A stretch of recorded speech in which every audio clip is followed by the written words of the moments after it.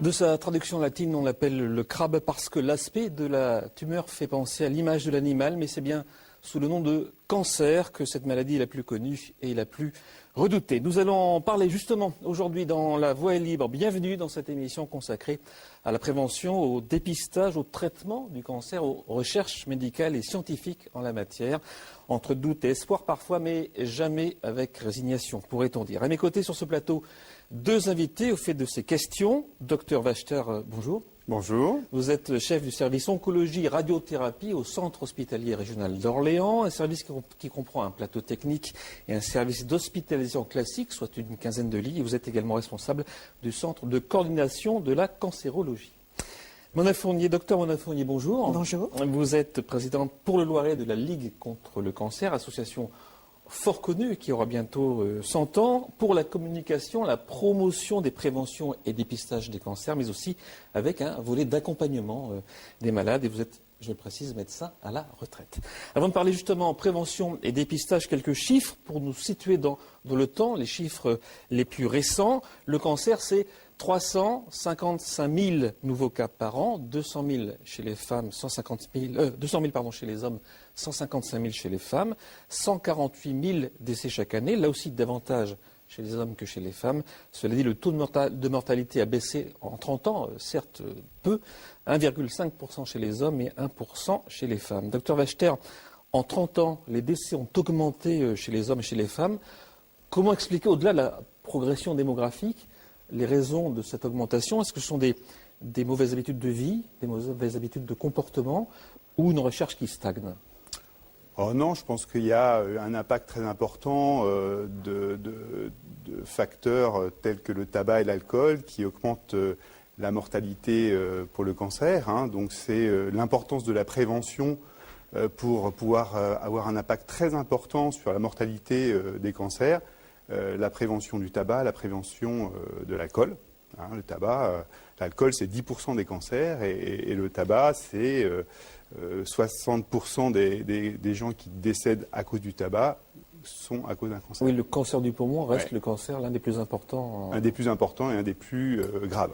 Docteur Fournier, vous avez, vous aussi, au sein de la Ligue, constaté cette augmentation et les causes de cette augmentation? C'est inéluctable. Si on regarde les statistiques, on dit qu'il meurt 200 personnes par jour de maladies dues au tabac. Ce n'était pas comme ça il y a 100 ans, donc c'est évident que l'impact de notre environnement, depuis le tabac jusqu'à l'alcool, en passant par aussi le soleil, et l'environnement au niveau de l'alimentation joue un rôle dans l'apparition plus importante de cancers. Alors vous parliez d'environnement, il y a aussi les personnes exposées à des risques professionnels, de produits volatiles, potentiellement dangereux. Voilà. Est-ce qu'on en parle assez de ces risques-là, docteur? Oui, on en parle. Je pense qu'il y a beaucoup de progrès qui ont été faits, mais on a actuellement l'impact des expositions d'il y a 20 ans. Donc on espère Vous pensez à l'amiante, par exemple? Voilà, Oui. et donc j'espère que dans 20 ans, les cancers induits par des expositions professionnelles auront disparu ou alors extrêmement diminué. Alors on va aborder le thème, justement, vous l'avez dit tous les deux, de la prévention qui a pour but de réduire la survenue du cancer et de ses conséquences dans la population générale. On estime, alors vous me direz si c'est juste, à peu près à 40% le nombre de décès évitables grâce à une politique de prévention et de dépistage efficace. Est-ce que, effectivement, le fait de prévenir, de dépister, évidemment, on peut le comprendre, améliore, j'allais dire, les résultats en termes de potentiel de vie et de survie, j'allais dire? Alors c'est essentiel, la prévention c'est vraiment la chose la plus importante qu'on puisse prôner pour pouvoir faire diminuer la mortalité par cancer. Donc on a parlé du tabac, de l'alcool, de l'activité physique, la lutte contre l'obésité, du surpoids, favoriser l'activité physique également diminue les risques de récidive de certains cancers. Docteur Fournier, au sein de la Ligue, c'est aussi votre rôle d'information, de communication? C'est une de nos 3 grandes missions de soutenir les mesures de prévention et de dépistage. Donc on participe chaque année aux campagnes de dépistage du mois d'octobre et du mois de mars pour le côlon et le sein, de façon à sensibiliser la population, puisqu'on sait bien qu'on meurt beaucoup moins du cancer actuellement pour certains catégories parce qu'il y a eu des mesures. Regardez la mortalité des cancers du sein. En 1980, il y avait 20 000 cancers du sein. Maintenant, il y en a 50 000 et la mortalité est restée pratiquement la même. Donc il y a beaucoup de choses qui jouent. Évidemment, l'amélioration des traitements, mais la prévention joue aussi, puisqu'en fait, on trouve les cancers plus tôt. C'est aussi une des importances du dépistage. C'est de les trouver plus tôt. C'est très, très bonne transition, Mme Fournier, puisqu'on va justement parler du dépistage du cancer du sein. L'an dernier, le meilleur département français en la matière était l'Indre-et-Loire, un résultat qui valide le travail effectué par l'ensemble des acteurs dans ce dossier. Reportage de Jean-Paul Baume et François-Xavier Beaufray. L'Indre-et-Loire figure au premier rang pour le dépistage organisé du cancer du sein, avec un taux de participation de 65,4% contre une moyenne nationale de 52,1%. Pour le Centre de coordination des dépistages des cancers, c'est une récompense dont les explications sont multiples. Premièrement, on a des caisses d'assurance maladie qui nous transmettent des fichiers de bonne qualité. Donc ça nous permet de bien cibler les personnes. Ensuite, on arrive à avoir des procédures de bonne qualité pour cibler les personnes. Ensuite, les femmes d'Indre-et-Loire sont relativement mobilisées. Les radiologues jouent vraiment le jeu. Et ensuite, on a plein d'acteurs locaux qui viennent aider à mobiliser les personnes. En Indre-et-Loire, 80 000 femmes de 50 à 74 ans sont concernées. Chaque année, 28 000 mammographies sont réalisées dans les différents centres du département. La plupart font l'objet d'une deuxième lecture au centre de coordination de l'hôpital Bretonneau. On constate néanmoins une disparité selon les cantons, notamment pour ceux de Château-Lavalière au nord-ouest et de Prilly-sur-Claise au sud, où la participation est plus faible. Ce qui est sûr, c'est que c'est deux cantons pour lesquels le premier cabinet de radiographie est quand même plus éloigné que quand on est dans l'agglomération de Tours. Donc la difficulté d'accès à un examen de mammographie est un élément. Après, il y a peut-être aussi des éléments sociologiques, parce qu'il semble que ce soit des cantons où la consommation médicale de toutes sortes soit inférieure au reste du département. Sur les 10 dernières années, les 270 000 examens réalisés en Indre-et-Loire ont permis de diagnostiquer 2300 cancers du sein. Plus vite la pathologie est détectée, mieux elle sera traitée, d'où l'importance de la médecine préventive. Docteur Echter, je voudrais retenir 3 éléments de ce reportage. La bonne collaboration entre les médecins référents et les caisses d'assurance maladie pour la transmission de données, l'échange de données, la prise de conscience également des femmes dans ce département, mais aussi, on le retrouve dans d'autres dossiers, l'inégalité géographique d'accès notamment à la radiologie. Est-ce que ce sont des critères que vous retrouvez aussi dans le Loiret ou à l'hôpital d'Orléans, cette bonne collaboration avec la caisse, par exemple? Oui, c'est une très bonne collaboration, il n'y a pas de problème sur le dépistage. Alors l'inégalité dans un territoire fait partie des priorités du dernier plan cancer, pour l'accès, que ce soit au niveau des examens de radiologie et l'accès aux soins également. Donc il faut également qu'on ait quelque chose d'homogène au sein de la région. Mme Fournier, on le disait, les femmes d'Indre-et-Loire concernées par ce dépistage répondent présentes pour le dépistage dans ce département. Est-ce que vous sentez au fil des années une prise de conscience des femmes de cette catégorie d'âge-là pour la prévention? Mais c'est évident, je crois que les campagnes nationales jouent un rôle, et puis aussi les campagnes locales. Je sais que chaque année, l'association dépistage du Loiret marque une petite notation de la présence des patients juste après les opérations du mois d'octobre rose. Donc manifestement, les gens sont ressentis. Puis il y a aussi dans notre département, qui a beaucoup progressé, puisqu'il est à 60% maintenant, l'apport de la radiologie à Montargis a beaucoup changé, puisque, regardons le département, il est très étendu à l'est, et les femmes qui sont très à l'est ont beaucoup de difficultés aussi pour rejoindre les cabinets de radiologie.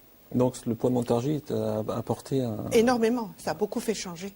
Parce que la radiologie de Montargis, on ne va pas s'étendre trop, mais elle était essentiellement numérique et ce n'était pas dans le texte qui régit le dépistage du cancer. Et depuis que les radios en numérique sont arrivées, ça a explosé dans cette partie du département.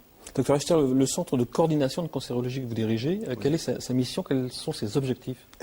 C'est la coordination dans un établissement de soins ou plusieurs établissements de soins, de coordonner les acteurs de la prise en charge en cancérologie et de pouvoir aider le garant pour les patients, de pouvoir avoir accès à tous les soins de support, d'avoir accès aux réunions de concertation pluridisciplinaire là où les décisions thérapeutiques sont prises et de pouvoir donner également des statistiques de prise en charge et de prise en charge des cancers. Est-ce que le patient est mieux pris en charge dans la communication, l'information sur son cas, sur son dossier, sur sa maladie qu'avant ? Je crois qu'il y a eu beaucoup d'améliorations en ce sens. Le patient est d'emblée informé que les décisions sont prises de façon collégiale avec un collège de médecins de toutes les spécialités. C'est vraiment la multidisciplinarité qui prône dans la prise en charge, aussi bien au niveau des médecins qu'également au niveau des soins de support qu'on peut lui apporter, avec un dépistage assez précoce de tout ce qui est besoin en psychologue, en soutien psychologique, diététique ou social. Et le patient est d'emblée informé de toutes ces possibilités et on essaye de l'accompagner au mieux. Docteur Fournier, est-ce que, je m'adresse là du côté des patients que vous rencontrez, est-ce qu'il y a une façon, mieux qu'une autre, d'annoncer le cancer à quelqu'un ? Je ne sais pas s'il y a une meilleure façon. Je crois que ça a énormément changé. Et moi, je retiens un point très important de ce qu'a dit le docteur Echter, c'est qu'il y a maintenant une infirmière de consultation, une infirmière spécialisée qui reçoit les patients après que tous les autres docteurs aient parlé. Ils n'ont pas le même langage et généralement les patients viennent nous dire quand l'infirmière nous a eu parlé, on a mieux compris ce qui allait nous arriver. Alors je vous propose à présent de parler diagnostic et examen du patient. On connaît tous la radiothérapie et depuis peu une technique plus avancée qui s'appelle la tomothérapie. On va voir quelques images. L'hôpital d'Orléans s'est doté de cet appareil. Docteur Wachter, expliquez-nous les avantages en termes de détection de la tumeur et quels types de cancers sont concernés par cette tomothérapie. Alors, ce n'est pas du tout un appareil de détection, mais c'est un appareil de traitement des cancers. Donc, c'est un traitement qui se fait par ce qu'on appelle de la modulation d'intensité, c'est-à-dire une façon très particulière de délivrer la dose de rayon, beaucoup plus ciblée au niveau de la tumeur, en épargnant de façon importante tout ce qui est organes de proximité qui pourraient provoquer des séquelles à terme après les traitements de radiothérapie. Donc c'est un appareil innovant qui fonctionne comme un scanner, mais cette fois-ci on ne fait pas de l'imagerie de dépistage, mais on fait de l'imagerie pour mieux cibler la tumeur et traiter là où est exactement la tumeur. C'est l'un des seuls appareils en fonction dans la région, je crois ? Non, c'était le premier. Maintenant, il y a un deuxième tomothérapie qui vient d'être installé au CHU de Tours. Alors la technicité opératoire a aussi évolué. Quand je parle de technicité, je ne parle pas uniquement du talent du chirurgien, mais aussi de ce qu'on appelle la chirurgie assistée. Exemple là aussi au CHR d'Orléans avec un robot qui aide le praticien lors de l'opération. Voici un extrait du magazine tourné par Théophile Mbaka et David Jouya pour mieux comprendre. Regardez. Le docteur Ramal est l'un des piliers de la chirurgie vasculaire au CHRO. Ce franco-libanais de 41 ans, formé à l'Université libre de Bruxelles, a été le chef de projet à Orléans de la chirurgie assistée par robot. On lui doit la première intervention avec le robot Da Vinci. C'était le 17 août 2013. On va effectivement bien fixer l'écran de façon que ce soit l'interne, l'infirmière ponceuse, que ce soit vraiment à l'aise pour regarder dans l'axe de l'organe, là où travaille le chirurgien. Et par la suite, mon job, c'est d'être derrière la console ici pour commencer l'intervention. On peut commencer doucement.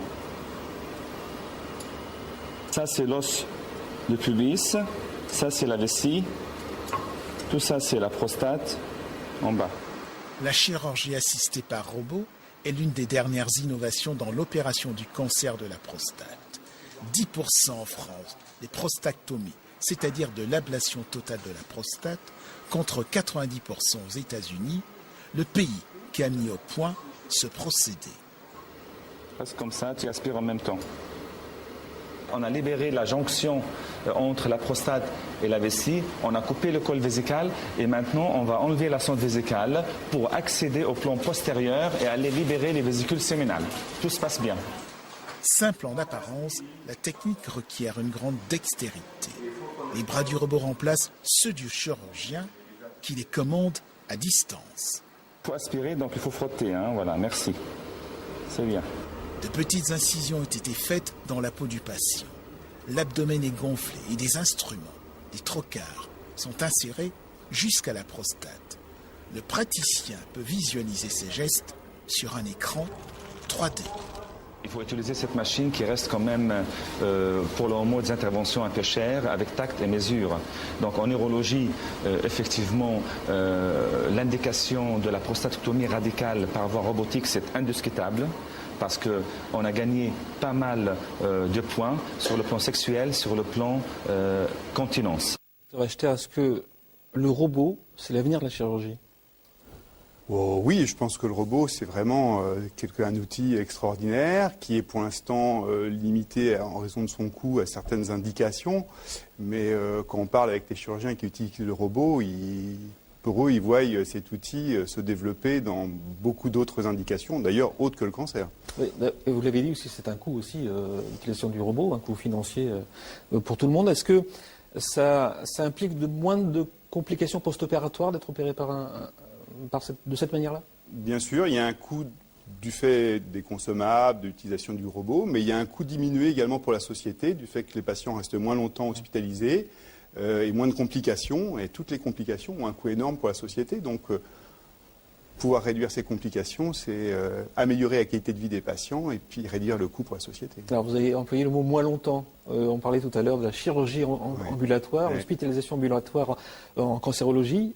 C'est pas la chose à laquelle on pense en premier, l'ambulatoire, dans ce secteur. Là aussi, c'est une vraie volonté au niveau du plan cancer de développer tous les traitements ambulatoires pour la cancérologie, la chirurgie, les traitements de chimiothérapie qui se font déjà depuis longtemps en ambulatoire, en structure ce qu'on appelle hôpital de jour, et puis également les curithérapies qui peuvent être faites en ambulatoire, qui est une technique de radiothérapie, et puis tout ce qui est radiothérapie qui se font également sans que le patient soit hospitalisé. Et vous, Dr Fournier, à la Ligue, vous avez constaté évidemment ce progrès technique dans le traitement, dans l'opération, dans le suivi? Je pense que dès que le patient a confiance dans la chirurgie et qu'il sait pourquoi il arrive le matin et part le soir, il est content de rentrer chez lui le soir, pourvu que tout soit bien.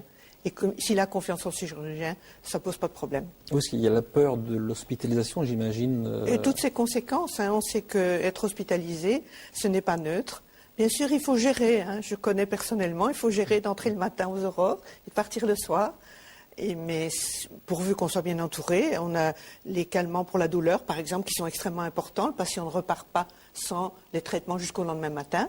Et puis généralement, le lendemain matin, soit il vient se montrer, ça existe aussi en ophtalmologie, la chirurgie ambulatoire, et il vient se remontrer, ou on lui téléphone pour savoir si tout va bien. C'est une excellente technique et il coûte beaucoup moins cher. Et qu'est-ce que vous pensez justement de ces progrès techniques? On l'a vu, ce robot d'assistance chirurgicale. Quel regard vous portez sur ces progrès incroyables de la médecine? Personnellement, je ne pensais pas que je verrais ça un jour. Mais j'ai été séduite, puisque le projet, avec mon conseil d'administration, on a été séduits, puisque le projet du robot da Vinci, la Ligue contre le cancer, l'a pour partie financé. Donc nous avons été séduits, ils nous ont donné tous les avantages et on les a aidés. Enfin, on a aidé le centre hospitalier à l'acheter, certes 300 000 € sur 2 millions, c'est pas tout en entier, mais c'était important dans notre budget. On va parler à présent de la lutte contre le cancer, qui est donc une lutte aussi pour la sensibilisation et la communication au sein de la Ligue. À Orléans, la Ligue a voulu marquer les esprits en organisant une longue chaîne humaine au départ de l'hôpital de la Madeleine à Orléans. À l'autre bout de la chaîne, un arbre de vie planté pour l'occasion. L'objectif, donner bien sûr plus de visibilité aux malades et à cette cause et récolter des fonds. Mona Fournier, vous y avez participé. Qu'est-ce que cette marche a représenté pour vous, pour la sensibilisation à la maladie? Pour moi, déjà un grand moment d'émotion, parce que je ne pensais pas qu'à Orléans, on arriverait un jour à rassembler autant de personnes. C'était le jour de la journée mondiale contre le cancer, il faut le dire. Et puis parce que, de toutes les façons, il y avait 3 types de personnes. Des malades, des anciens malades et des bien portants. D'ailleurs, à cette occasion, moi j'ai parlé aux bien portants en leur disant « faites de la prévention, faites du dépistage ». Donc c'était une journée importante. En plus, dans le plan cancer, une des choses, les premières, il faut que le patient se sente pas exclu de la société. Et là, pour le coup, en étant tous ensemble, les malades, les anciens et ceux qui le sont, se sont sentis dans la société. Docteur, quel regard vous portez en tant que praticien, en tant que chef de service, sur ce type d'action publique, populaire aussi? On l'a vu avec plus de 2500 personnes. Moi, je suis ravi de voir que des gens s'investissent dans le cancer, parlent de leur cancer, montrent à tout le monde qu'ils ont eu un cancer, qu'ils sont guéris, qu'ils vont bien, qu'ils peuvent s'en sortir. Voilà, il faut parler, il faut que les patients n'aient pas honte de dire qu'ils ont eu un cancer, qu'ils sont en cours de traitement et qu'ils poursuivent une activité, une vie presque normale. Montrer qu'on est guéri, c'est ce que vous venez de dire. C'est-à-dire important, qu'avant, on se cachait, on se repliait sur soi. Il y a encore beaucoup de gens qui n'osent pas en parler autour de son entourage, que le cancer a été découvert, qui vont avoir des traitements, hein, mais plus d'un patient sur 2 guérissent complètement du cancer, donc il faut le dire. La parole est plus libre aujourd'hui? Oh, sûrement. Mais c'est sûr que on le cache au niveau familial, mais aussi au niveau professionnel. Ça reste un grand problème. Le retour au travail, c'est vraiment quelque chose qui est... Il y a des études sur les impacts, j'allais dire, professionnels du retour à l'emploi. Ah oui. Ça reste encore un gros problème, c'est sûr. C'est dans notre société où il y a énormément de pression sur le travail, sur l'efficacité qu'on doit avoir au travail. Retourner au travail après un traitement pour le cancer, on a été absent, ou même on y va pendant qu'on est traité, parce qu'il y a de nos patients qui y vont pendant le traitement, mais c'est sûr qu'ils n'osent pas le dire, ou ils osent le dire, c'est très variable. Parce que c'est le regard des autres qui est... Absolument. Oui. D'ailleurs, de notre expérience, on sait bien que c'est pas si facile de dire j'ai un cancer, parce que les autres vous renvoient une image, ils ne savent pas ce qu'ils doivent vous dire. Et c'est ça le problème, c'est le retour. Alors, aux actions de la Ligue contre le cancer, on va le voir en image, des groupes d'écoute de nombreuses personnes malades expriment le besoin d'échanger, bien sûr, avec des personnes qui traversent ou ont traversé la même épreuve, un lieu de partage et d'écoute hors du cadre familial et parfois aussi, bien sûr, du cadre médical. Et puis, on va le voir aussi dans les images qui suivent, la Ligue contre le cancer organise aussi parfois des ateliers de socio-esthétisme pour les femmes atteintes de la maladie. Une façon, Mona Fournier, j'imagine, de se reconstruire, d'échanger, j'allais dire, de se resocialiser. Absolument. D'ailleurs, il n'y a pas que des hommes qui viennent. Il y a peut-être que des femmes, mais il y a des hommes qui viennent parce qu'en plus, la socio-esthétique, elle prône les traitements pour permettre d'avoir un aspect physique le meilleur possible. On en arrive à faire un atelier pour avant Noël, pour maquillage de fête, mais aussi pour atténuer les effets des traitements, particuliers, par exemple, le traitement au niveau des pieds. On sait que la chimiothérapie provoque des bouleversements au niveau de la plante des pieds. Mais la socio-esthéticienne, elles sont formées pour les socio-esthéticiennes, aident les patients à gérer ce problème. Docteur Achter, cet accompagnement social, sociétal, j'allais dire, il est important aussi, j'imagine, pour les malades. Ah oui, se sentir bien, se sentir en pleine forme. L'aspect, l'apparence physique est très important pour le moral, hein. Et puis le moral joue beaucoup dans la bonne tolérance des traitements et dans la guérison également. Alors, vous l'avez évoqué tous les deux tout à l'heure, et le plan cancer est en cours. C'est un plan cancer 2014-2019 qui avait été présenté par le chef de l'État début 2014. Donc, on l'a dit, il y a 17 pistes privilégiées dans ce plan cancer. Alors, c'est comme le 3e plan cancer, sauf erreur. Est-ce que c'est pas un plan qui remplace un autre avec des effets parfois un petit peu limités, docteur ? Remplacer, non, je pense que c'est dans la continuité. Hein. Donc, ce 3e plan cancer a mis l'accent en particulier sur la prévention, l'augmentation du dépistage. C'est sur ces plans d'action qu'on va avoir un impact le plus important sur la mortalité des cancers et sur des traitements qui donnent le moins de séquelles possible. Et puis, il poursuit la continuité sur la prise en charge multidisciplinaire des patients en cours de traitement. Sur l'innovation, et il met également l'accent sur ce qu'on venait de dire il n'y a pas longtemps, sur l'après-cancer. Là, il y a beaucoup de progrès à faire encore pour que les gens puissent retourner à leur milieu professionnel, pouvoir prendre des crédits, des assurances, où là, ça reste extrêmement difficile. Ce plan cancer, Mme Fournier, est-ce que ça vous satisfait? Est-ce que les lignes directrices qui ont été présentées par le chef de l'État en 2014 vous donnent satisfaction? Vous savez qu'à la Ligue, on a un grand dada, c'est le tabac. La lutte contre le tabac. Donc, à la Ligue, on dit on voudrait qu'en 2030, il n'y ait plus d'enfants qui a fumé. Dans l'idée que les pollueurs doivent être les payeurs.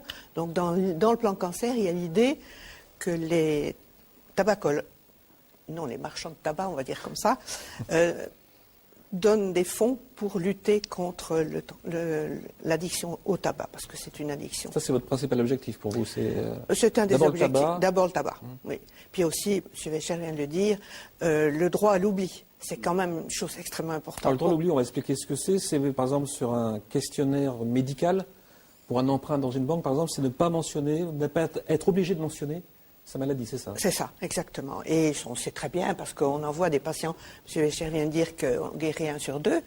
Ne parlons pas des jeunes, hein, parce que les jeunes, c'est eux qui vont devoir même emprunter de l'argent pour une voiture, ils ont de la peine. Hein.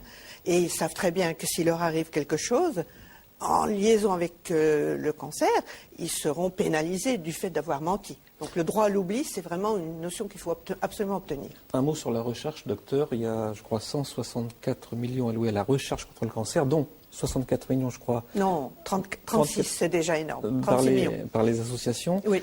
44 000 patients inclus dans les essais cliniques, c'est le double par rapport à 2008. C'est-à-dire que la recherche, elle avance, comme dans beaucoup de secteurs. Est-ce que c'est suffisant pour aller plus vite? C'est jamais suffisant. C'est jamais suffisant. Mais on voit quand même que la recherche fait beaucoup de progrès sur les 10 dernières années. Le fil rouge actuellement de cette recherche, c'est vraiment le traitement adapté. C'est-à-dire chercher à chaque patient le traitement le plus adapté, que ça soit au niveau de la révolution génomique. C'est-à-dire qu'actuellement, on caractérise une tumeur non pas par l'organe qui l'atteint, non pas le type histologique comme on pouvait avoir au microscope, mais maintenant par sa signature génomique. Et on va pouvoir donner maintenant des traitements ciblés, adaptés aux mutations présentes sur cette tumeur. Ça, c'est vraiment une révolution en termes de recherche. Des traitements ciblés et bien sûr des innovations thérapeutiques extrêmement ciblées qui permettent des traitements beaucoup moins lourds. Docteur Fournier, quel regard vous portez sur la recherche actuellement contre le cancer? La même que M. Wechter, dans le sens que il y a un prix à payer, parce que ce sont des traitements qui sont déjà et qui vont être de plus en plus chers. Mais c'est évident qu'à partir du moment où presque chaque personne devrait avoir son traitement, puisque la signature génomique, elle est de plus en plus précise, ce sont des traitements qui seront extrêmement onéreux. Et donc les patients eux-mêmes le disent. Oui, mais est-ce qu'à Orléans, on peut faire ça? Oui, on peut faire ça. C'est ce qu'ils viennent nous demander maintenant. Parce qu'ils l'ont entendu, ils l'ont vu à la radio, à la télé, c'est évident. On en parle beaucoup. Docteur Wechter, peut-être un petit cocorico. Est-ce que les chercheurs français ont plus de portes d'ouverture ou plus d'axes de recherche que les chercheurs étrangers? Ou est-ce que c'est une collaboration internationale en la matière? Oh oui, je pense qu'en termes de cancérologie, c'est vraiment des coopérations au minimum. Il y a des grands groupes maintenant européens qui montent des études européennes, voire mondiales, mais c'est souvent des groupes européens. Et vraiment, il y a une concurrence relativement saine entre des groupes américains, européens, pour monter des études et pour répondre aux grandes questions que se pose la cancérologie. Docteur Fournier, pour terminer, votre message, c'est le cancer, c'est une maladie grave, importante. On peut en guérir et c'est ce message-là que vous voulez porter. On peut en guérir et il faut se donner tous les moyens pour en guérir. Donc, on a beaucoup parlé de l'après-cancer, c'est comme ça qu'on reste en bonne santé, parce qu'on sait que, par exemple, l'activité physique adaptée, le docteur Wechter l'a dit tout à l'heure, c'est capital, elle diminue les récidives. C'est prouvé. C'est prouvé justement grâce à nos collaborations avec les États-Unis, où des études énormes ont été rassemblées de montrer celui qui marche, celui qui fait l'exercice physique, récidive moins. Eh bien, merci pour ce message de prévention et d'espoir. Merci à vous deux d'avoir participé à cette émission. Excellent week-end à tous. Prochain rendez-vous samedi prochain pour une nouvelle Voix libre, merci de votre fidélité.